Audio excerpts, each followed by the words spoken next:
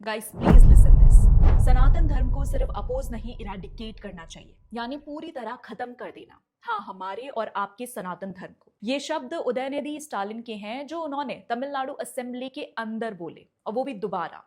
और सबसे बड़ी बात, जब वो ये बयान दे रहे थे तब डीएमके, कांग्रेस और रूलिंग अलायंस में से किसी ने ऑब्जेक्शन नहीं किया। उल्टा कांग्रेस के नेता जेएमएच हसन मौलाना बाहर आकर कह रहे थे तमिलनाडु सनातन धर्म को एक्सेप्ट नहीं करेगा। कभी कभी साइलेंस भी एक स्टेटमेंट बन जाता है। अब सोचिए, एक नेता करोड़ों लोगों की फेथ के लिए जड़ से खत्म कर देने जैसी लैंग्वेज इस्तेमाल करता है, और फिर भी पूरा इकोसिस्टम, पूरी असेंबली चुप रहती है। क्या किसी दूसरे रिलीजन के लिए कोई नेता यही शब्द बोलने की हिम्मत दिखा सकता है? नहीं, क्योंकि उन्हें पता है कि उसके बाद आउटरीच, इंटरनेशनल हेडलाइंस और तुरंत एक्शन होगा। लेकिन हिंदू फेथ और सनातन धर्म के खिलाफ ऐसी एक्सट्रीम लैंग्वेज बोलना अब कुछ नेताओं को पॉलिटिकली सेफ लगने लगा है। यही सिलेक्टिव सेक्युलरिज्म लोगों को सबसे ज्यादा डिस्टर्ब करता है। और ये पहली बार नहीं है, क्योंकि 2023 में भी उदयनिधि स्टालिन ने सनातन धर्म की तुलना डेंगू और मलेरिया जैसी बीमारियों से की थी और कहा था कि इसे खत्म कर देना चाहिए।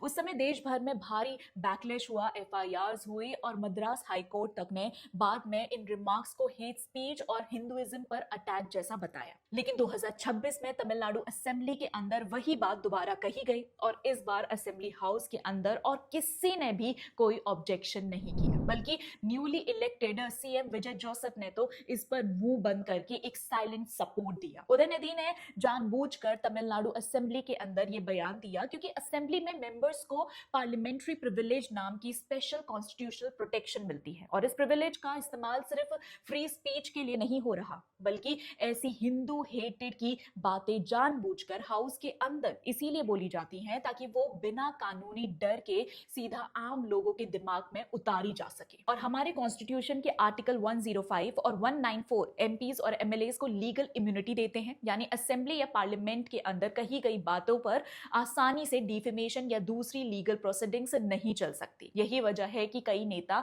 अब हाउस को एक पॉलिटिकल शील्ड की तरह इस्तेमाल करने लगे हैं। बाहर वही बयान एफआईआर और बैकलैश ला सकता है, लेकिन अंदर वही स्टेटमेंट प्रोटेक्टेड स्पीच बन जाती है, और फिर क्लिप्स मीडिया, सोशल मीडिया और हेडलाइंस के जरिए करोड़ों लोगों तक पहुंचाई जाती है, ताकि नैरेटिव भी सेट हो और कानूनी जवाबदेही भी बचा सके। वैसे ये पैटर्न धीरे धीरे नॉर्मलाइज हो गया है। सबसे पहले अरविंद केजरीवाल ने ये शुरू किया था, असेंबली स्पीचेस को शील्ड की तरह इस्तेमाल किया गया। फिर केजरीवाल की कॉपी राहुल गांधी ने की, पार्लियामेंट स्पीचेस में कई कंट्रोवर्शियल आरोप लगाए, और अब वही पैटर्न तमिलनाडु असेंबली तक पहुंच चुका है। अब इस पर आपके क्या विचार है, कमेंट बॉक्स में जरूर बताइएगा।